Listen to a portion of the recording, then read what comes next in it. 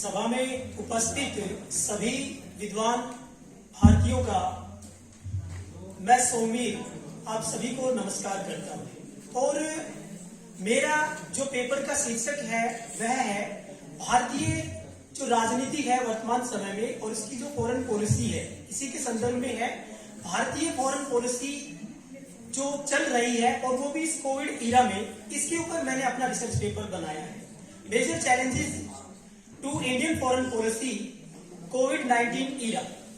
तो इसके ऊपर मैंने अपना ये रिसर्च पेपर बनाया है और इसको मैं ज्यादा समय नहीं लूंगा, 2 या 3 मिनट में मैं इसको कंक्लूड कर देता हूं।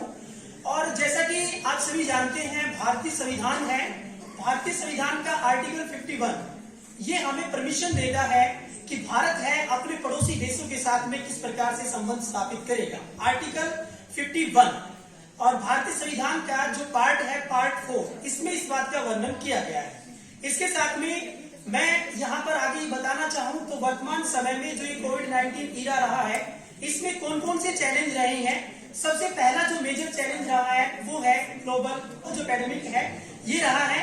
और इस ग्लोबल पैंडेमिक के बारे में हम बात करना चाहें तो भारत ने यहाँ पर एक वैक्सीन मैत्री जो कार्यक्रम है वो चलाया और इसके साथ में भारत ने यहाँ पर वैक्सीन जो नेशनलिज्म जिसमें एस्ट्राजेनेका जो वैक्सीन है कोविशील्ड और यहाँ पर जो भारत की बनी हुई जो वैक्सीन है कोवैक्सीन, इनके ऊपर भी भारत ने जो अपने पड़ोसी देश हैं जिनकी लोअर इनकम रही थी उनके साथ भी भारत ने वहां पर वैक्सीन है वो भेजी है।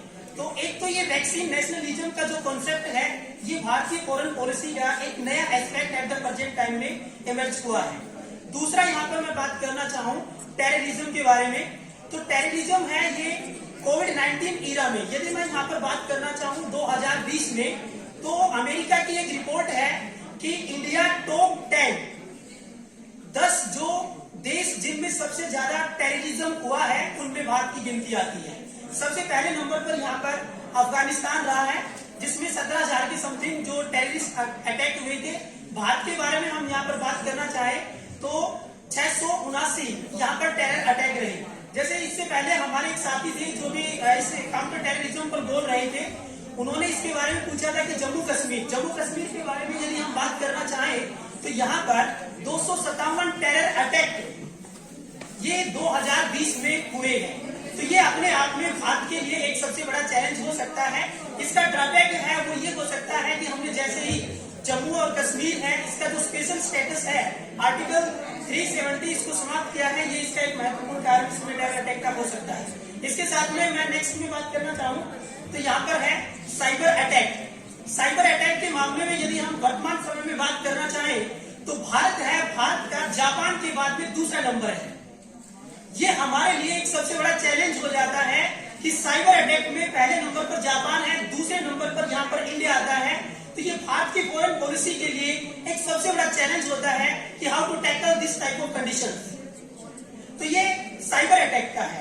नेक्स्ट में हम यहाँ पर बात करना चाहें तो पाकिस्तान के साथ में हमारे जो रिलेशंस हैं वो किस प्रकार से हैं। मैं एट द प्रेजेंट टाइम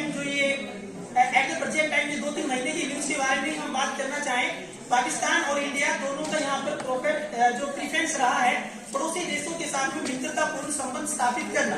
जैसे शुरुआती दौर में यहाँ पर स्पीकर आए थे और यहाँ पर उन्होंने इसके बारे में बताया भी था। तो इसी वे में यहाँ पर पाकिस्तान और इंडिया दोनों ही अपने रिलीजियस प्लेस के लिए यहाँ पर जो भी पिलग्रिम्स हैं, जो भी यात्री हैं, उनके लिए मार्ग ओपन करना चाहते हैं।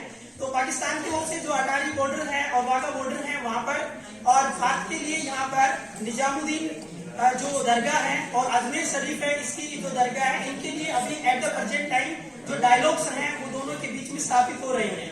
तो मे भी हो सकता है फ्यूचर में इस धार्मिक इस रिलीजियस जो पिलग्रिम्स हैं, यात्राएं हैं, इनके माध्यम से एक अलग ही डायलॉग्स इंडिया और पाकिस्तान के बीच में यहाँ पर स्थापित हो। और इसके लिए बताने को बहुत सी बातें हैं, लेकिन मैं अपना जो ये लेक्चर है, अपना जो ये कॉन्फ्रेंस का या यहाँ पर जो मेरा रिसर्च पेपर है, मैं इसको यहीं पर कंक्लूड करता हूँ। धन्यवाद। जय हिंद, जय भारत।